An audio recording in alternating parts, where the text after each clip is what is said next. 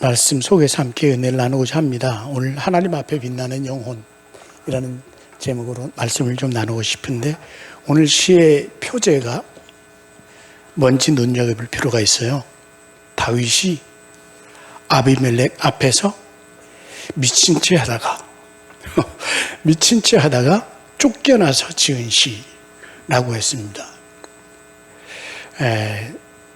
다윗이 지금은 와서 다윗이지 당시에는 꽤 고생했죠.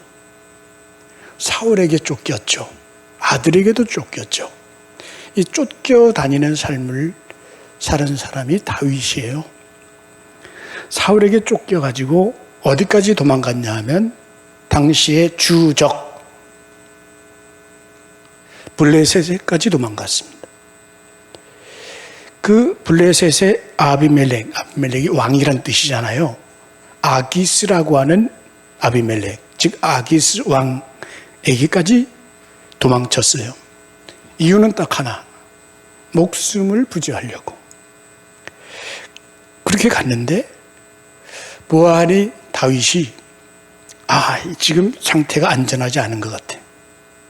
아기스 왕이 자기를 경원하는 것 같고 의심하는 것 같고, 그 신하들이 아기스 왕에게 자기를 대단히 위험한 인물로 전하고 있는 것 같아요. 그래서 다윗이 택한 방법이 무엇이었습니까? 미친 채 했어요. 미친 채 하는 모습을 꾸며냈다는 것이죠. 살기 위해서입니다. 그렇게 쫓겨났습니다. 결국은 미친 채 해서 목숨을 부지한 거예요. 그리고 쫓겨났습니다. 위기를 모면한 것이죠. 그렇게 살아남았습니다. 여러분, 이야기는 이렇게 끝나지가 않아요. 보통 동화는 그렇게 해서 살아남았어, 다윗 만세 해서 딱 끝내죠. 백설공주는 그렇게 해서 행복하게 잘 살았답니다 하면 동화예요. 근데 우리 삶은 동화가 아니에요. 그리고 나서 다윗은 어디로 갔어요? 또 광야로 갔어요. 광야로 헤매면서 아둘람 굴로 도망쳤어요. 그렇게 살았답니다.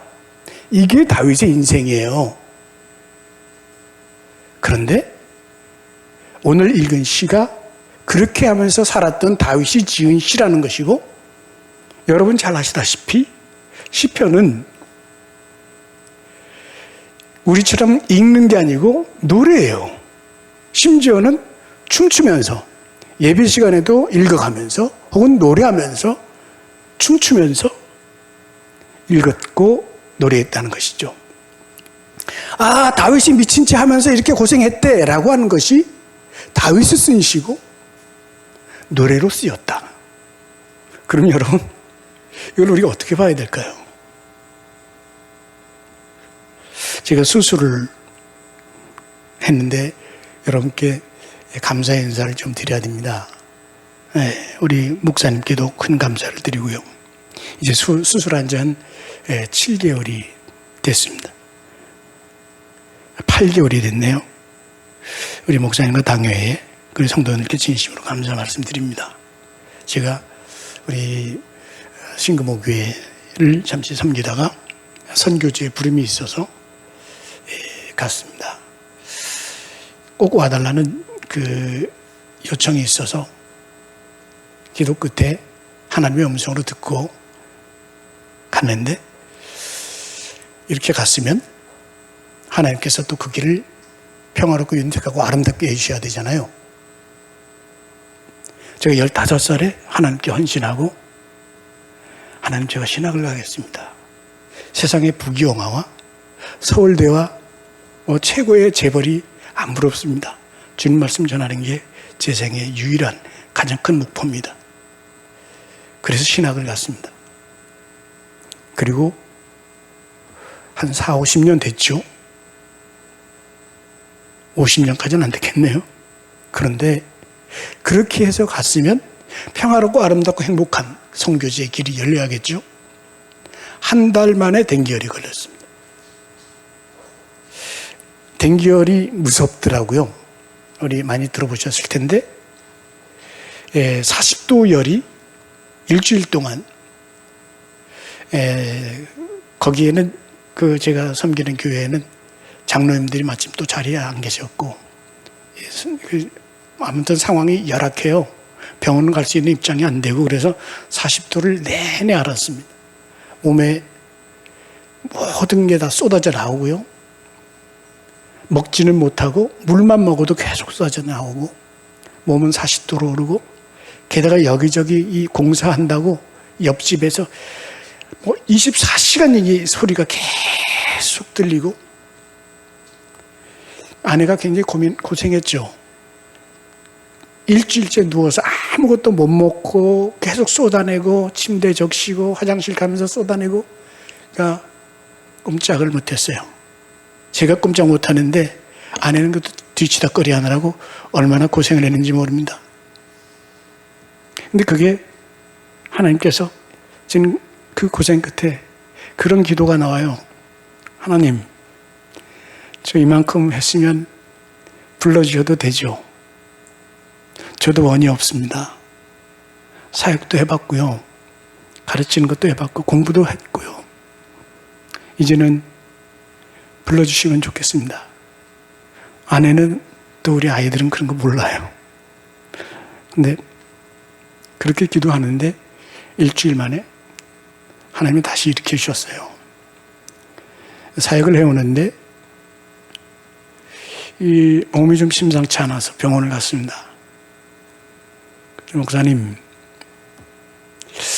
몸이 많이 상했네요. 신장으로 왔다는 거예요. 몸이 원래 건강한 편은 아니었습니다. 그러나 그 약한 곳 중에 열이 일주일간 나니까 거기 신장으로 왔다고. 선교지로 가시면 안 됩니다. 멈춰야 됩니다. 그런데 저 대신 봐주셔야 될 분이 없어요. 우리 담임 목사님 쉬실 때는 우리 송 목사님, 윤 목사님이 돌보실 텐데 거기는 아무도 없어요. 하나님께 기도했습니다. 하나님 어떻게 해야 되겠습니까? 뭐라고 대답하실 것 같으세요? 제가 기도하면 하나님이 즉각적으로만 응답하실 것 같죠? 아니에요. 그렇지 않습니다, 여러분. 막 신실한 사람 기도하면 막 응답받고 그러면 살아갈 것 같죠? 아니에요. 저 같은 경우는 아니에요, 특히.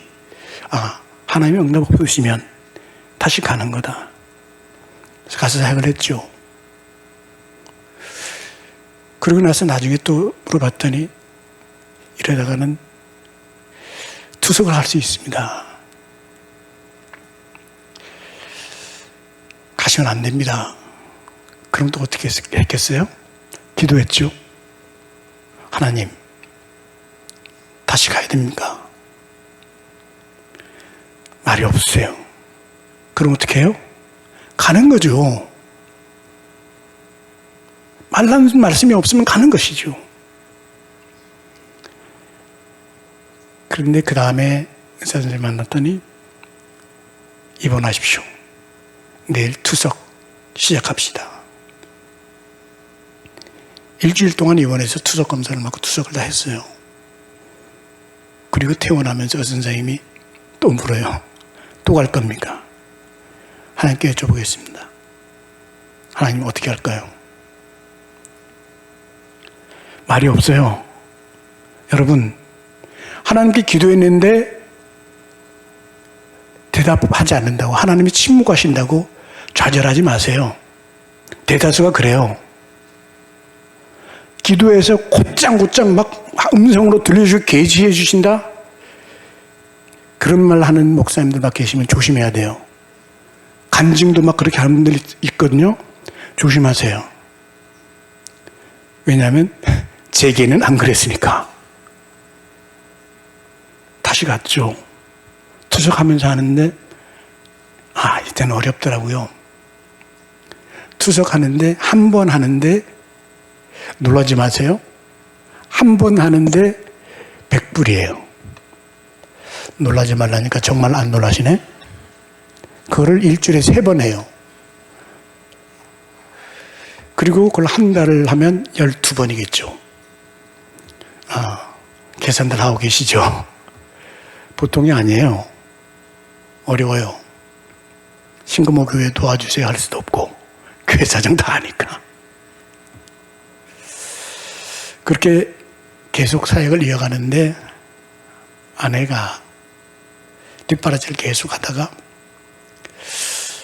이식수술을 합시다. 무슨 얘기예요?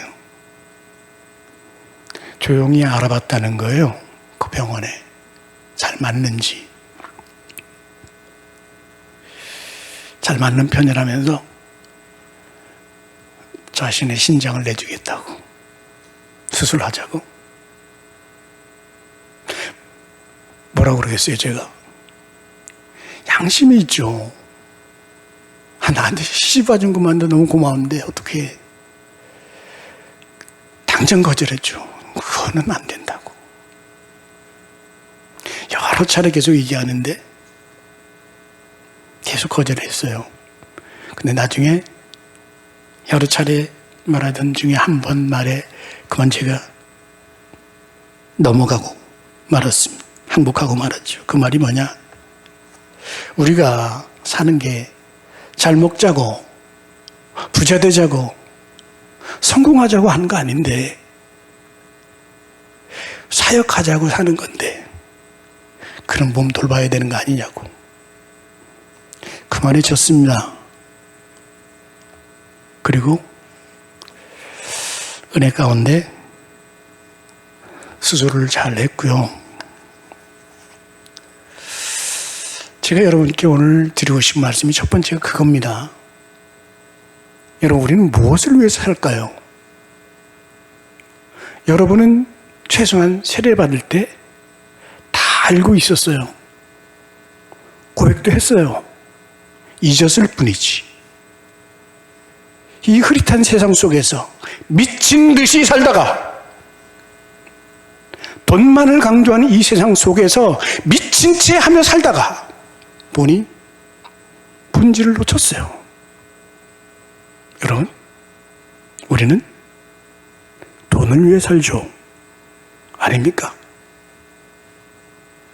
사명을 위해 사는 줄 믿습니다. 이럴 땐 아멘도 하고 사명을 위해 사는 줄 믿습니다. 우리의 생의 결산은 하나님은 너를 왜 보내느냐는 그 질문 앞에서 사명으로 살다 왔습니다. 이것이 우리의 최후의 혹은 최선의 고백인 줄로 믿습니다. 사명으로 사는 것이죠. 병원에서 수술받고 고통이 이만저만이 아니에요. 꼭 여러분 생화학 실험실에 가면 이 생물들이 이렇게 달아놓고 막 이런 그런 거 있잖아요. 옛날 우리 어릴 때는 개구리를 해부해가지고 이렇게 해놓은 걸 본 적이 있는데 제가 꼭 그랬어요. 이것저것 달아놓는데요. 배관 달아놓고 또 배뇨관 달아놓고 주머니 달고 뭐 실험실에 있는 그 교보제 같아요. 근데 여러분, 이게 달아놓으니까 얼마나 고통스러운지 모르는데 그 바램은 딱 하나예요. 이 중에 제일 아픈 곳이 있는데 그게 배관이에요. 몸에서 나오는 걸. 요것만 뜯으면 살 것 같아요. 요것만 떼주면 살 것 같아요. 선생님, 이거 언제 띱니까? 내일 띄워드릴게요. 기다렸는데 내일 되는데 조금 더 기다려야겠는. 하늘이 무너지는 것 같아. 3일 후에 띄워주는데 이걸 딱 띄는 순간 정말 살겠어요. 근데 여러분, 이게 띄어서 살만한 그 순간 시간이 얼마나 가는지 아세요? 딱 3시간 가요. 이게 띄어지면 그 다음 게 아파오기 시작해요. 이게 인체의 신비인가 봐. 하나 떨어지면 그 다음 게 아파요. 요거 언제 띄어집니까? 곧 띄워드릴게요. 기다리다가 딱 뛰면 살 것 같아요. 얼마 동안? 3시간. 그 다음 또 하나 뜨면 그런 식이에요. 무슨 말씀 드리고 싶은 거냐? 여러분, 사람은 다 아파요. 다 아파요. 나이 든 사람은 나이 든 대로, 젊은 사람은 젊은 사람대로. 우리가 사람을 대할 때 위험한 게 꼭 벽을 대하듯이 대해요. 예전에 어떤 목사님이 그런 말씀 하셨는데, 차를 타고 운전하다 보면 내 차는 땡큰 줄 알고 남의 차는 다 적으로 보이는데, 실제로 사람을 대할 때 저 사람도 아픔이 있는 하나의 인격체구나가 아니라 저 사람은 벽이고 나만 아픈 줄 알아. 왜 그 빅터 프랭클이라고 있잖아요. 아우슈비츠에서 그 생의 의미에 연구를 했던 그 심리학자. 그 사람이 아우슈비츠를 나온 다음에 책을 또 하나 썼어요. 죽음의 수용소 이후. 거기도 그 말을 해요. 사람은 누구나 저마다의 아우슈비츠를 갖고 살아간다고요. 고통의 이름들을 가지고 살아간다는 것이죠. 그럼에도 불구하고 여러분, 오늘 이 시간에 여러분 뵈면 참 행복해 보입니다. 얼굴에 광채가 있어요. 빛이 나요. 이유가 뭔지 아세요? 따라하십시오. 하나님 앞에서 하나님 앞에 계시기 때문인 줄 믿으시길 바랍니다. 하나님 앞에 있을 때 비로소 빛나는 것입니다. 다윗이 시편 23편에 내가 여호와의 전에 영원히 거하리로다 했잖아요. 여호와는 나의 목자시니 내가 여호와의 집에 영원히 거하리로다. 이유는 거기에 밖에 참된 행복은 없구나. 문제는 다른 교회는 그렇지 못한 사람들도 꽤 있어요. 어떤 교회는 가보면요, 얼굴이 어두운 교인들이 꽤 있어요. 얼굴이 어둡고 빛나는 게 아니라 얼그러져 있어요. 서로 얼굴도 서먹서먹하게 서로 대하고 기쁨이 없어요. 수심이 가득해요. 또 어떤 사람들은 교회에서는 밝아요. 빛이 나요. 근데 밖으로 가면, 집으로 돌아가면, 세상 속으로 가면 어두워지고 수심에 찬 얼굴로 살아가요. 이유가 뭘까요? 여호와 앞에 있지 못해서입니다. 얼굴이 어두운 경우는 대부분 그 안에 칼과 창이 있기 때문이에요. 여러분 어제 이사야서 말씀 다 묵상하셨죠? 매일 성경으로 묵상하는 거 압니다. 저도 하거든요. 캄보디아에서도 했어요. 싸움이 그 안에 있고 칼과 창으로 서로 대하기 때문에 여호와 앞에서의 빛이 안 나는 거예요. 마치 그리스도임에도 불구하고 아비멜렉 아기스 앞에서 미친 채 하던 다윗처럼 자신의 양심을 기만하며 자신의 욕심과 권력 물질 이것의 노예가 되어서 평화가 아니라 칼과 창으로 그 속에서 키우면서 살아가는 생인 거예요. 오늘 우리는 여러분 도전받는 시대입니다. 두 개의 도전이 있습니다. 세상의 도전과 하나님의 도전입니다. 우리는 누구의 도전 앞에 서 있습니까? 하나님의 도전은 평화를 주고 밝은 빛을 줍니다. 세상의 도전은 물질, 권력을 쫓으라 하며 그것을 쫓는 칼과 창을 키우라 합니다. 어디에 도전을 우리는 받고 있을까요? 우리가 얼굴이 어두워졌을 때는 분명합니다. 예배를 잃어버렸을 때입니다. 참된 예배를 드리지 못하는 겁니다. 참으로 성전 안에 있지 못하는 것입니다. 그러면서 성전에서 찾아야 될 것을, 하나님 앞에서 찾아야 될 것을 세상 사람들처럼 찾습니다. 힐링해야 돼. 힐링해야 돼. 힐링하는 방법, 먹고 마시고 찾아다니고 여행하고. 하나님 앞에서 해결할 것을 밖에서 찾으려고 해요. 거기에서는 힐링이 없어요. 육신의 유익에는 잠깐 유익할지 모르나 우리의 참된 행복의 근본이 되는 영혼은 행복하지 않아요. 특히 여러분, 제가 캄보디아에 갔다 와서 봤더니 그새 엄청나게 한국의 문화들이 자극적이 됐어요. 먹는 거, 음식 훨씬 더 짜고 매워졌고요. 뭐 TV, 넷플릭스 이런 거 보니까 웬만해서는, 유튜브도 이런 거 보면 웬만해서는 인기도 없어요. 엄청나게 자극적이 됐어요. 우리는 아무 생각 없이 어항 속의 금붕어처럼 그 물에 젖어갈지 모르죠. 이때 하나님이 도전합니다. 거기에 너의 얼굴빛이 빛날 것 같으냐? 잠깐 즐거움은 결코 우리에게 행복을 주지 못한다는 것입니다. 다윗처럼 우리는 깊은 고백의 자리로 돌아가야 합니다. 여호와의 집에 영원히 거하리로다. 사람은 누구나 이렇게 고백하면서도 탕자의 기질이 있어요.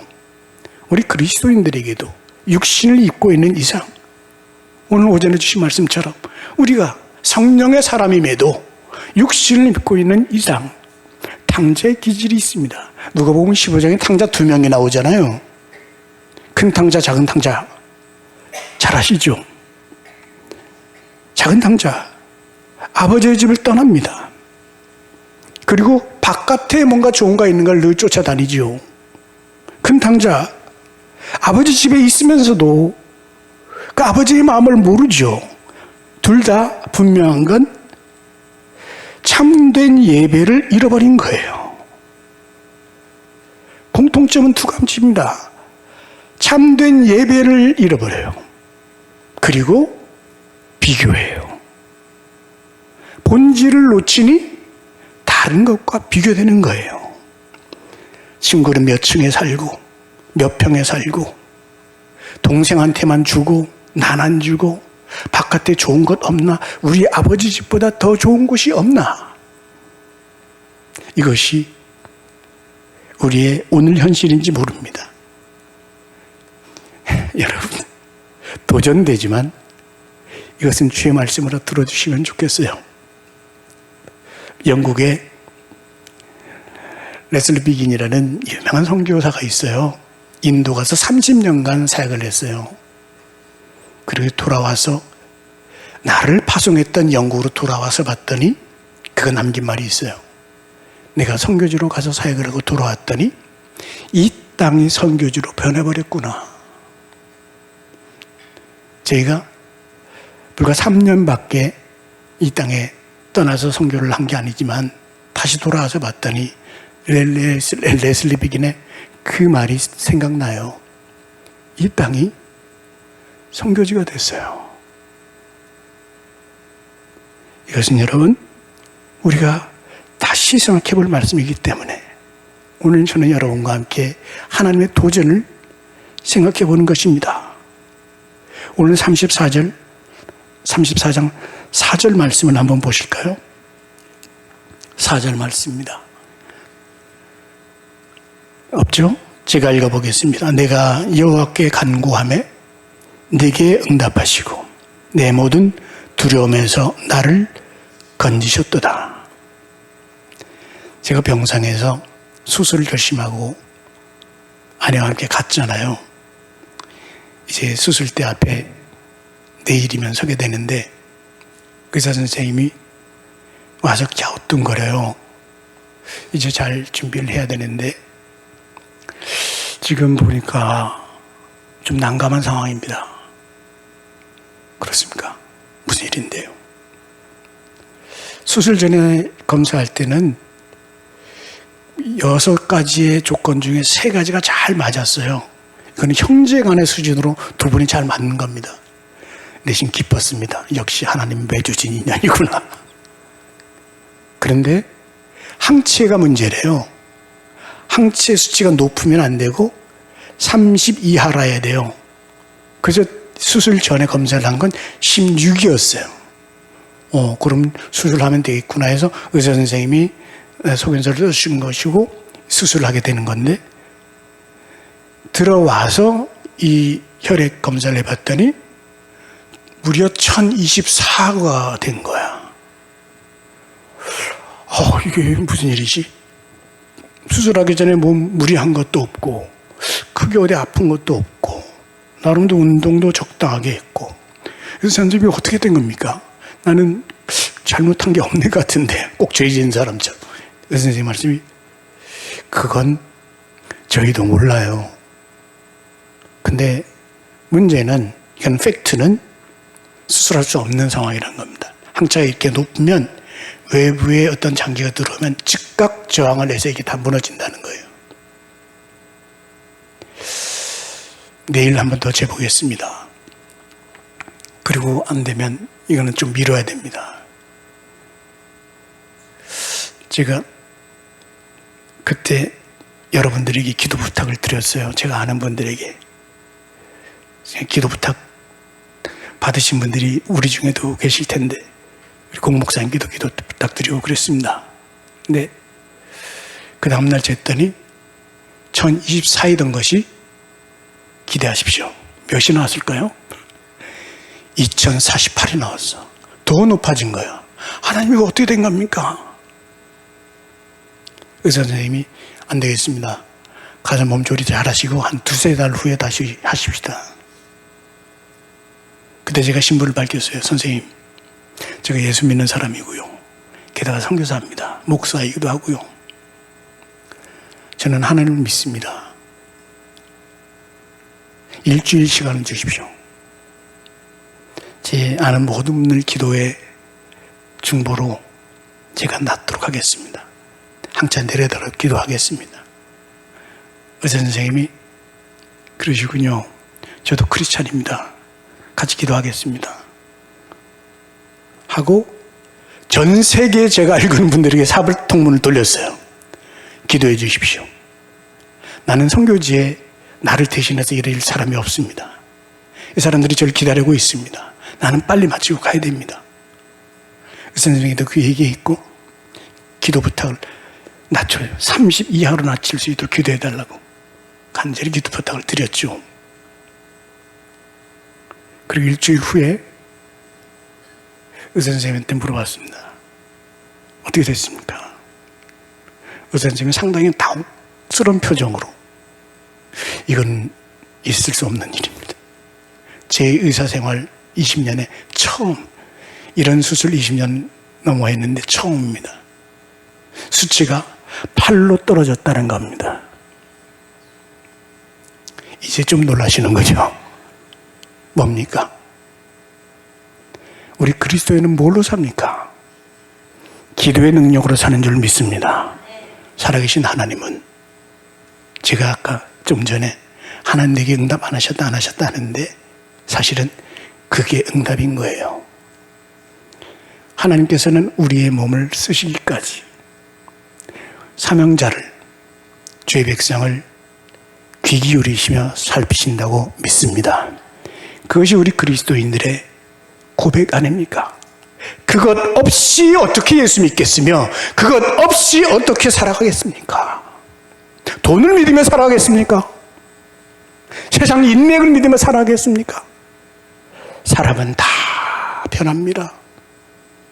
다 아프고요, 완전한 이는 없잖아요. 오로지 우리의 믿을 분은 단 한 분, 하나님이신 줄 믿습니다. 그것이 우리에게 주시는 교훈입니다. 오늘 말씀 4절에 보면, 그들이 주를 앙망하고 광채를 내었으니 그들의 얼굴은 부끄럽지 아니하리로다 했습니다.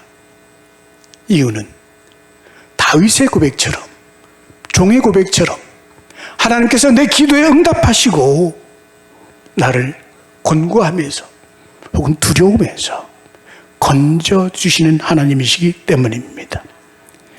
그러므로 우리가 주 앞에서 그 얼굴의 광채를 바라며, 그 광채는 교회 안에서만 바라는 것이 아니라 세상 밖으로 펼쳐져 나가는 것 아니겠습니까? 여러분도 경험해 보셨을 겁니다. 안 하는 분들은 해보십시오. 기도하는 자의 얼굴이 광채가 납니다. 마음이 순수한 영혼들 위해서 기도하면 여러분, 손자들, 손녀들, 자녀들 머리에 손 얹고 기도해 주세요. 어린 아이들일수록 즉각적으로 나옵니다. 이거는 실험해봐도 좋습니다. 기도하면 얼굴이 환해지고 그 마음에 평강이 찾아오는 걸 여러분도 느끼실 겁니다. 때때로 우리는 내게 닥친 문제, 어려움들이 있을 때 이것으로 인해 고뇌할 때가 있습니다. 말씀드린 대로 다윗은 미친 체 하면서라도 살아남았는데, 그러고 나서 잘 살면 얼마나 좋아? 그러고도 광야길을 걸었고 아들 남굴에 숨을 만큼 참으로 고단한 인생을 살았단 말입니다. 우리의 생이 그런 거죠. 우리의 생이 믿음 안에 늘 행복하다, 그런 분 계시면 진심으로 존경합니다. 그런데 그렇지 못할 때가 많고 우리 젊은 세대는 더 그렇습니다. 믿음 안에 살아가지만 뭔가 어려움의 문제가 있을 때 우리는 여러분 오늘 시편 속에서 한나를 묵상해 볼 수 있습니다. 여러분, 한나가 얼마나 고단한 인생입니까? 아이를 갖지 못하는 아픔 얼마나 큽니까?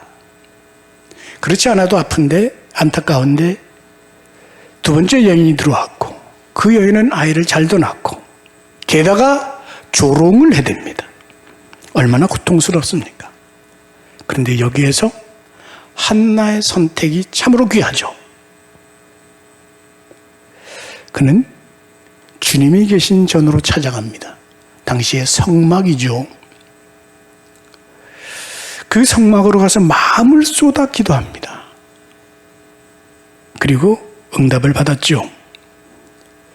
오늘 단순하고 분명한 이치로 정리하자면 다윗은 분명 한나가 기도하고 응답받은 그대로를 시편으로 노래한 것으로 보입니다. 4절 말씀에 우리가 읽은 것처럼 내가 여호와께 간구하매 응답하셨도다. 다윗뿐입니까? 한나뿐입니까? 저뿐입니까? 여러분 모두에게 하나님은 그 고귀한 영혼을 심어주셨으니, 그리고 이 땅에 보내셨으니 응답하시는 역사, 그리고 하나님이 그 안에 광채를 발해주시는 역사, 이것을 주시지 않겠습니까? 얼굴에 다시는 근심이 없더라. 기억하십니까? 한나가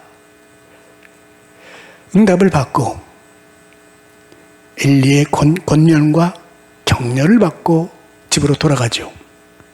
그리고 얼굴에 다시는 근심이 없었더라.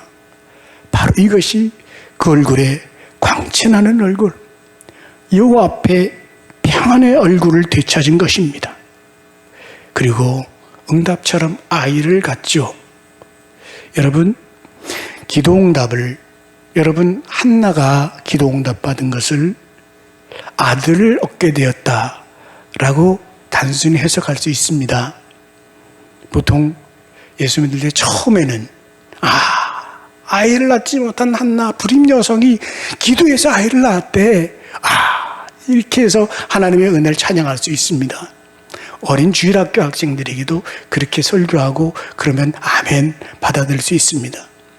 그러나 여러분, 이쯤 되면, 신금호 교회의 역사가 이만큼 되면 더 깊이 들어가야 됩니다. 한나의 기도 응답은 뭡니까? 그 얼굴에 평강이 찾아온 이유가 어디에 있는지 아십니까? 한나가 하나님의 전 안에 있었던, 그 마음에 하나님의 전이 임했던 것, 그것은 곧 한나가 하나님의 마음을 깨달은 것입니다. 그것이 기도 응답입니다. 당시 여러분 시대가 어떤 시대예요? 사사기 시대잖아요. 사사기 맨 끝이 뭐라고 나옵니까? 사람들이 자신의 식견에 옳은 대로 행하였더라. 뭐예요? 하나님의 말씀을 듣지 않고 하나님의 말씀이 작동하지 않는 시대, 하나님의 말씀을 듣지 않는 그 시대, 그때 한나가 기도하고 있었던 것이고, 그때 하나님의 마음을 한나로 하여금 알게 해주셨던 것 아니겠습니까? 뭡니까? 한나가 애타게 부르짖으면서 기도하는 그 순간 찾아오신 성령님의 역사가 한나의 마음을 뒤흔드는 것이죠. 그리고 말씀하는 것이죠. 한나, 이제 너는 알겠니? 이 땅 모든 사람들이 나의 말을 듣지 않고 자기의 소견에 옳은 대로 행하는 이때, 너는 내 마음 알겠니? 간절히 기도하는 지금 이때를 위해서 너를 불렀고, 그 부름의 아픔도 그를 위해서 불렀고, 이 아픔 속에서 기도할 이때에 하나님의 마음을 너는 알지 않겠니? 이 응답을 받은 거예요. 증거가 어디 있어요? 한나가 이름을 짓습니다. 뭐라고 짓죠? 사무엘이라고요. 사무엘, 뜻 뭐예요? 사무, 쉐마 이스라엘 할 때 듣는다, 신명기 6장 4절에 듣는다는 뜻이에요. 샤무, 엘, 하나님, 하나님의 말씀을 듣는다. 한나가 그 아들의 이름을 사무엘이라고 지은 거예요. 누구도 듣지 않는 그때에 하나님, 이 아들을 하나님께 바칩니다. 이자가 하나님을 들을 겁니다. 그리고 주님 나라를 위해서 평생을 헌신할 겁니다. 여러분, 우리 신고모 교회 교우 여러분들은 최소한 이 정도의 깨달음을 갖고 살아야 되지 않겠습니까?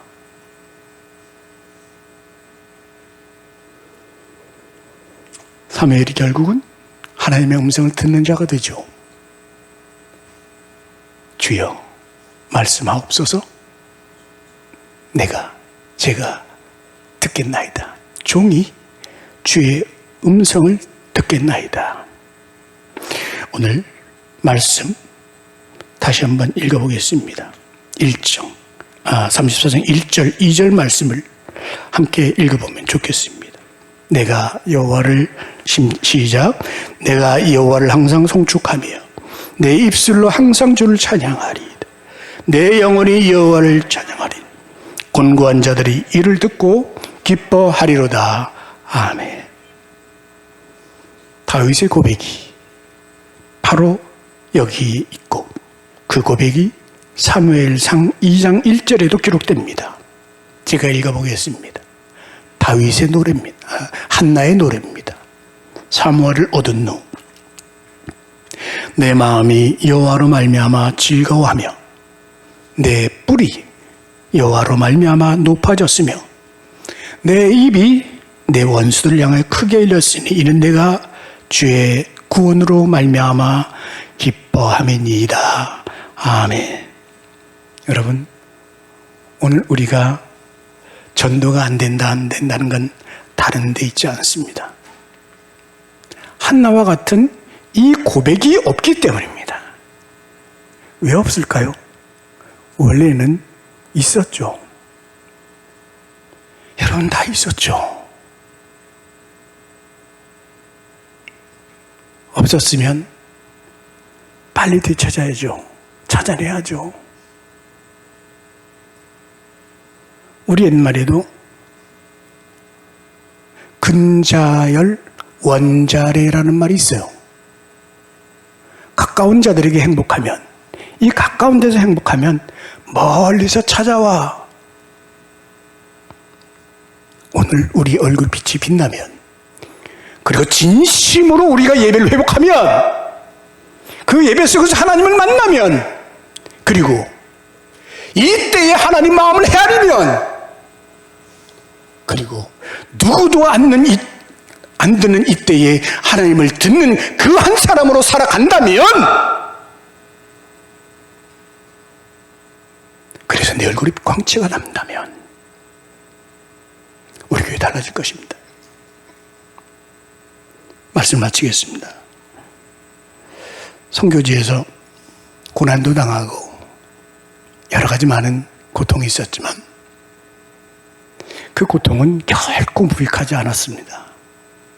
여러분들에게 말씀 나눈 이 귀한 간증도 하나님이 주셨고요. 심지어는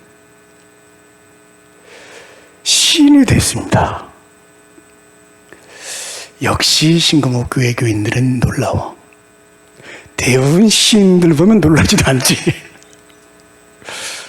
게다가 한국연구재단에 간단한 프로젝트를 냈는데 그게 또 당선이 됐어요.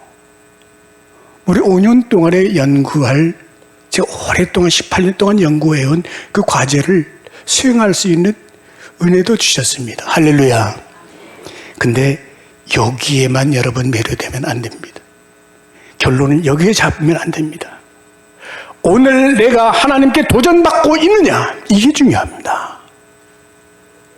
캄보디아에서 선교지에서 제 깨달음이 그겁니다. 성도들에게 부담을 안 드리는 것이 사랑하는 것이 아니다. 지금 편안하고 달콤하게 해드리는 것이 그것이 참된 사랑을 주는 것이 아니다. 부담을 갖도록 해줘야 된다. 거룩한 부담, 도전. 나이가 100살이 되어서도 네가 오늘도 주와 더불어 행복하지, 얼굴 빛난 광채는 그 사람으로 살아가겠나이다는 그 도전, 그것이 우리에게 진정한 소망이 되고 참된 믿음이 되는 줄 믿습니다. 오늘 이 말씀 속에서 부족하지만 종의 간증을 통해서 우리에게 응답하시는 하나님, 그리고 주 앞에서 빛나게 하시는 그 은혜 누리며 살아가는 저와 여러분 될 수 있기를 주님의 이름으로 축원합니다.